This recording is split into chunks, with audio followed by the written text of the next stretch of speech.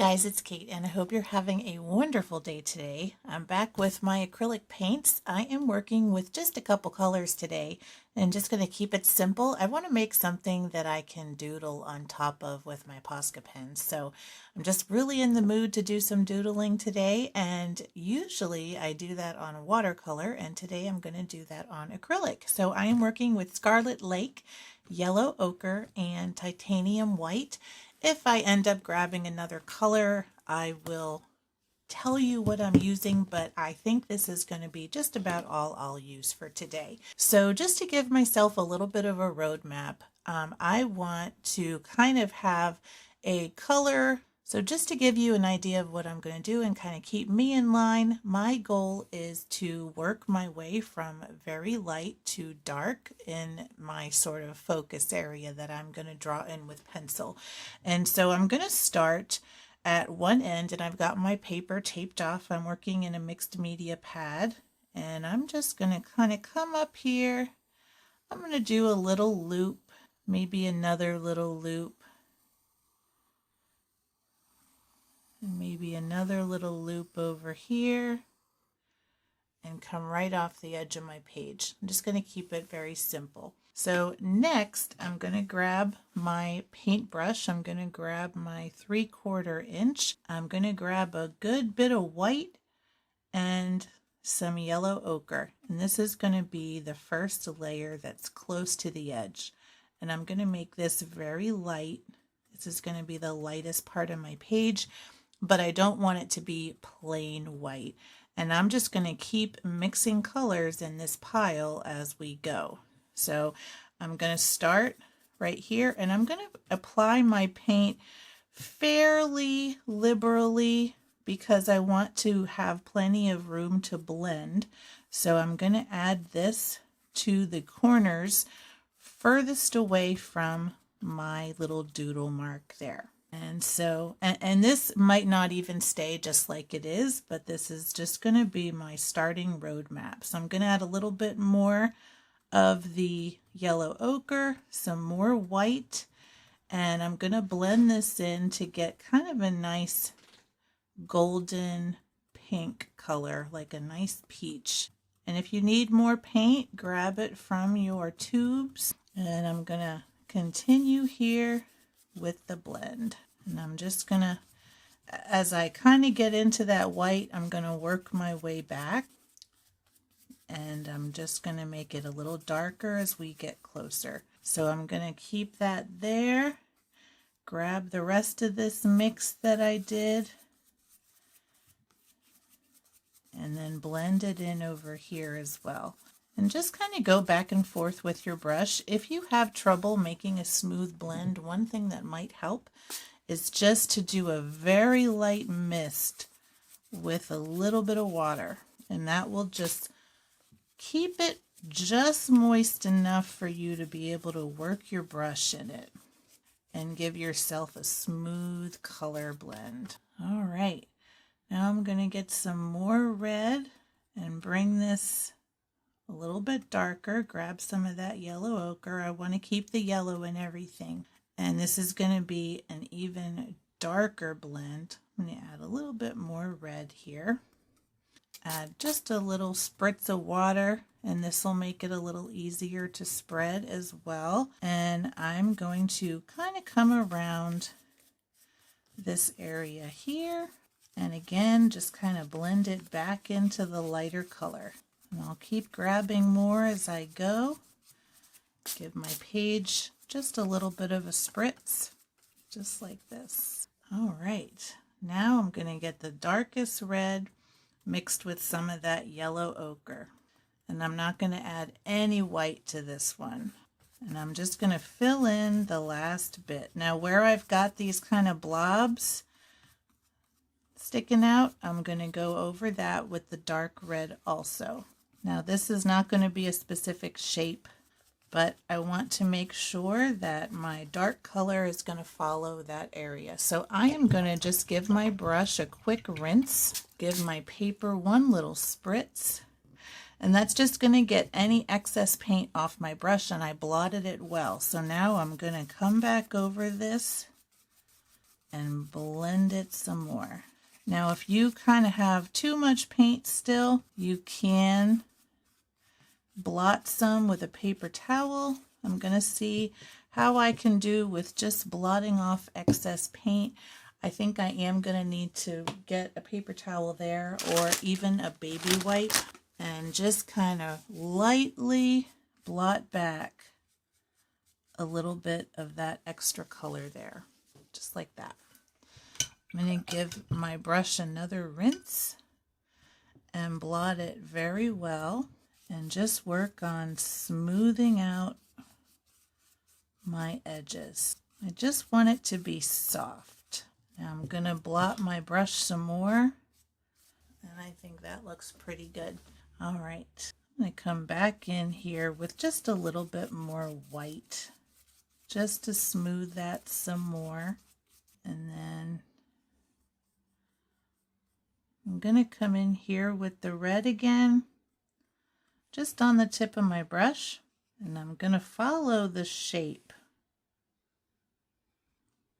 with some fairly thick paint. And I'm not trying to get like a straight flat line. I just want something kind of organic looking. So I'm just bringing my brush around with plenty of paint on it. You can use a round brush for this too, no problem. But I'm just slowly adding in this shape that I penciled in. And this is going to be the darkest of all. This is kind of a cool little one brush painting we've got going on here. I think that looks pretty cool. Now I'm just going to look at what I've got here, fill in any spaces that I want to either thicken up maybe a little bit or just add some extra paint. I want to make sure that I cover my pencil, and I think that looks pretty good.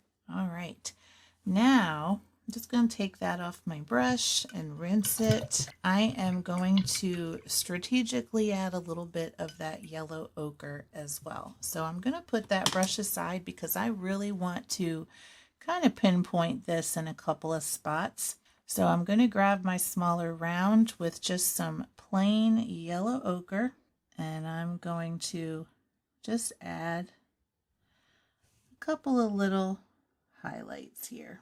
Some yellow highlights, and I don't really want it to blend. I just want it to be kind of next to it almost. And I'm going really easy with my brush because I don't want that color to blend. And you can even see it's kind of turning a little red right there.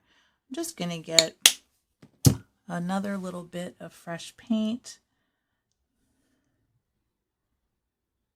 and let that kind of drag out onto my paper. And so what I'm doing is just kind of following along with my shape and kind of putting it on the inside and the outside, just wherever it seems appropriate. And that really adds another layer of interest here. All right, so next I am going to let this dry, and then we're going to start adding some marks. We'll see you in a second. All right, I am all dry and we're back. So I have some of these Posca pens, and I might also grab a fine liner. I'm not sure yet. I have this glitter red, which actually shows up as a pretty similar color to this when it's down on the paper. I've got ivory, I have dark red, I have gray, and I have light pink.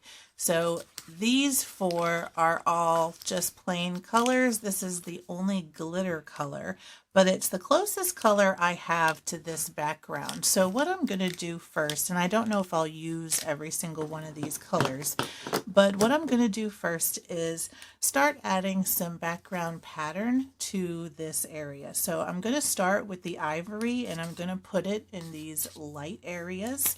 And I'm going to start from the corner and work my way in. So I'm just going to do some kind of, make sure you're in the screen. I'm going to zoom in just a little bit here so you can see what I'm doing. And so I'm going to start here from the corner with this marker and just do some little scallops. And it's not going to show up a lot here in the corner, but it's going to start showing up more as we get into this more pinky peach area. And you're going to start seeing that light pattern kind of develop. And I'm just doing these sort of scallop edges and going around, radiating from the corner. And I kind of like working with this tape off because I can kind of see what the finished thing is going to look like. So I'm just going to keep going around. I'm trying to stay to a fairly consistent size, and now you can see my contrast is really starting to increase. You can see it coming out from that background a lot more. I'm going to do one more row here, and then I am going to do the top corner as well. And I'm not trying to be especially neat or anything like that. Okay. Now let's do this side. I'm trying to keep my hand out of the frame because I notice when I have my hand toward the center, it tends to go out of focus, and I want to make sure that you can see everything. So hopefully you can. I have my little screen on the camera, but I can't really tell because it's really small. All right. I think that about does it for that. Now I'm going to transition to this glitter red. And I'm going to maybe do a couple of rows of this, but I want it to be not too much contrast. And even though it's kind of a lighter color, it's still not light enough, but I think this will work just fine.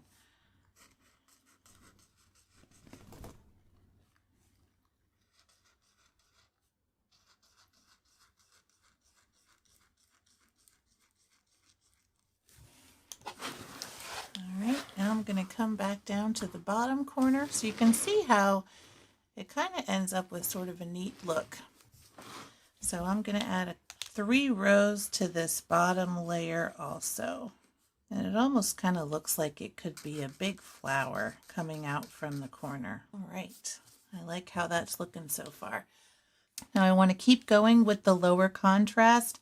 I'm going to add some circles here, but they're going to be somewhat blended in with this background.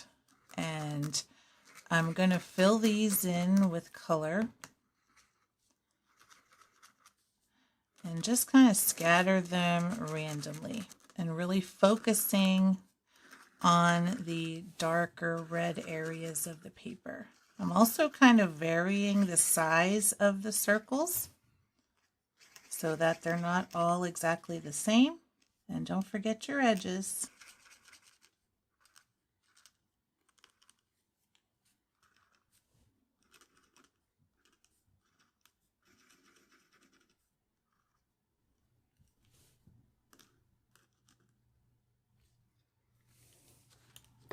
All right.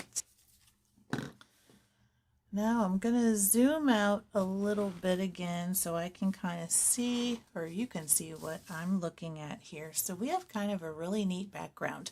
Now the idea of this is to kind of fade back. It's low contrast. All right, next I'm grabbing my dark red, and each of these loops I'm going to really focus our contrast on. And I want to almost make these sort of like abstract flowers, and each one is going to come out from its side. So we're going to have a big one here, a medium one here, and another big one up here. So what I'm going to do, and I accidentally marked right there, don't mind that. I might even try to incorporate that a little bit into, actually I think I will. So I am going to add these petals here, and I'm just going to end the petal right there and just keep going just like that. So it's going to be almost peeking out from behind that loop. Same thing here. Going to have another flower here,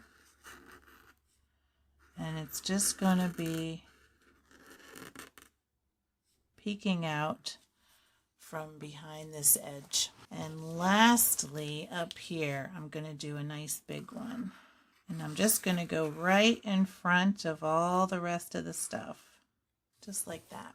Now for the inside here, I'm going to put some red dots on the inside of each of these.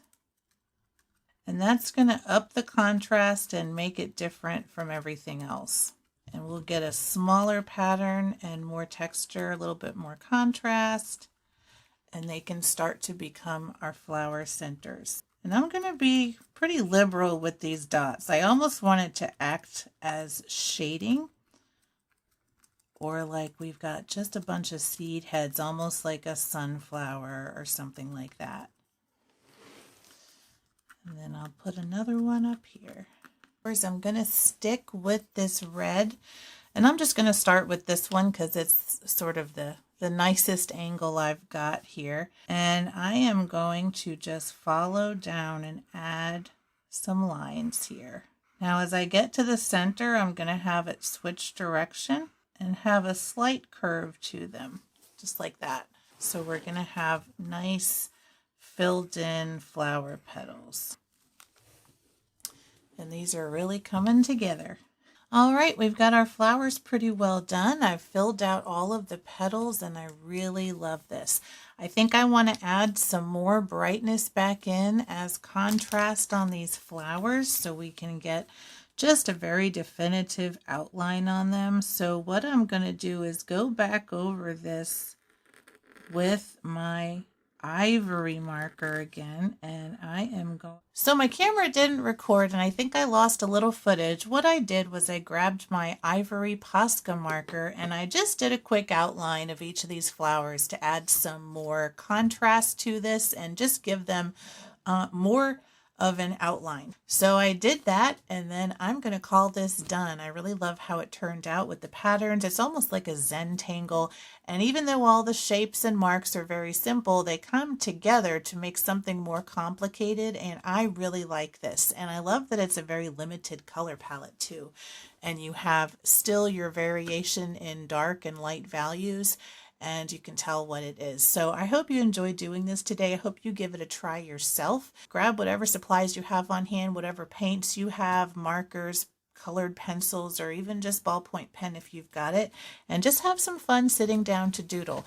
I'm going to give you a close-up here so you can see the marks, and I'll also show you the glitter of that Posca pen. So that's a fun color and everything. So I hope you followed along. Hope you enjoyed watching. If you like it, please give it a thumbs up. And if you want to see more like this, make sure to subscribe to my channel. Thank you again for watching. And until next time, keep creating. Have a great day.